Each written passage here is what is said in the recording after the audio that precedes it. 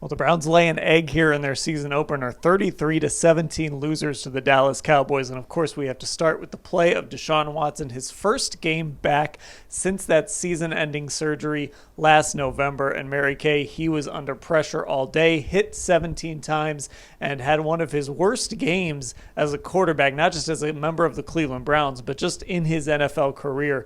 It did not go well for Deshaun in this offense. It really didn't. I mean, it's mind-blowing that he was hit 17 times. Let's think about that for a minute. He's coming off of shoulder surgery.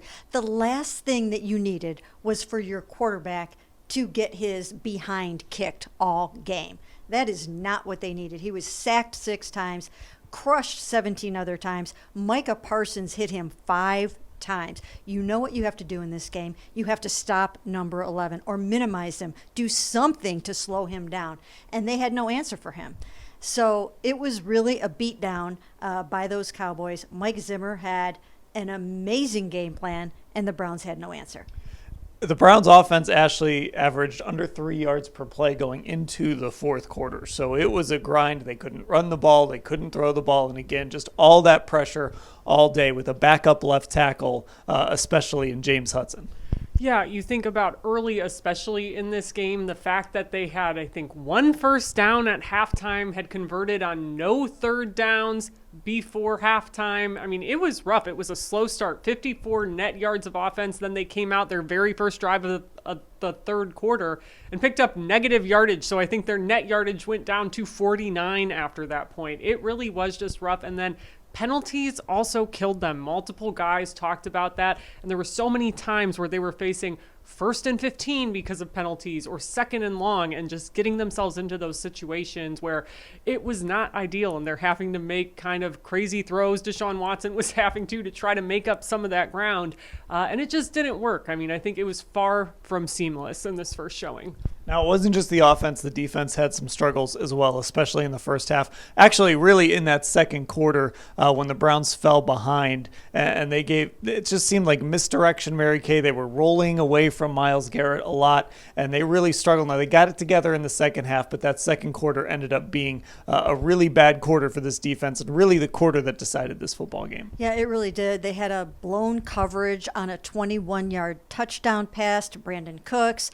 They allowed Dak to get away from them. They thought they would have him wrapped up, or they thought they'd get him pressured into an incompletion and he would get the ball off. So it just wasn't what they were expecting. I don't think Myles Garrett was able to have the game that he wanted to have against a rookie left tackle in Tyler Guyton. Now, they did move him around a lot, trying to free him up, but he just did not have the dominant performance. Dak Prescott was only hit 4 times, whereas we know Deshaun 17. And Ashley, CeeDee Lamb had a fantastic first half. He made just some plays. There's nothing you can do about it. Again, one of those things. He had a great first half. Second half, the defense got it together, but it was just too little too late. Yeah, exactly. I mean, in the first half, CD had 58 of his 61 receiving yards for the game, but they were also using him on some of those end-around looks. He picked up an additional 25 yards on the ground that way in this game. And I was going to bring up those stats that Mary Kay just brought up too, because I did think that was really what stuck out to me in this game. This Browns defense could not hit Dak Prescott, and I thought it looked similar to some of the times we saw them struggle last year, in that they were going up against a savvier quarterback who knew how to roll out away from most of their pressure and who can just get the ball out quicker. And I think right now that's the kryptonite for this defense. And we should mention, too, they gave up a special teams touch and a punt return touchdown. So those points actually didn't go against the defense. Again, they were very good in the second half, but the first half hurt them. So let's spin this forward just a little bit, because the Browns are going to be playing a Jacksonville Jaguars team who lost a heartbreaker today to Miami on a last-second field goal. So somebody's going to be leaving that game next week in Jacksonville 0-2, Mary Kay.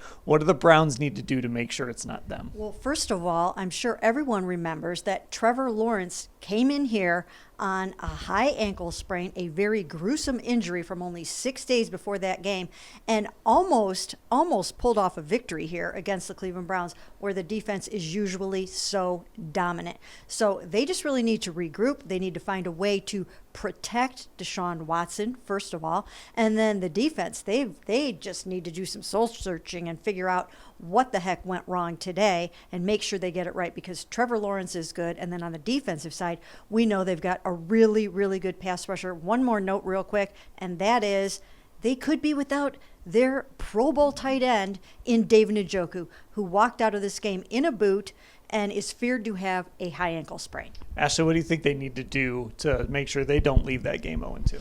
Yeah, I really think I want to focus on the soul-searching aspect of this, because I think, Dan, you felt it too when we walked into that locker room. I was struck just by kind of the mood overall, the tone coming out of there. I mean, you kind of expect that when you go into a losing locker room, but normally the vibes with this team last year were different. I mean, only a handful of times with extenuating circumstances did it feel anything close to what we saw tonight, with just not really guys hanging around, not much talking with each other, not really great answers in interviews. I do think this is going to start with them figuring out what went wrong and figuring out a way to wipe this loss kind of and erase it, because you don't want to dwell on it, but you want to learn from the mistakes that you made here tonight.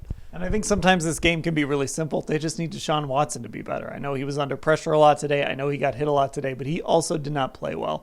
It goes beyond just that. They need Deshaun Watson to start looking like Deshaun Watson and playing better than he did today, when he wasn't getting the ball downfield. He was missing throws. There was just a lot wrong with this offense. They need better quarterback play as well. Okay, we'll have full coverage of this game. And of course, we're going to cover everything leading up to that game in Jacksonville, all at cleveland.com/Browns.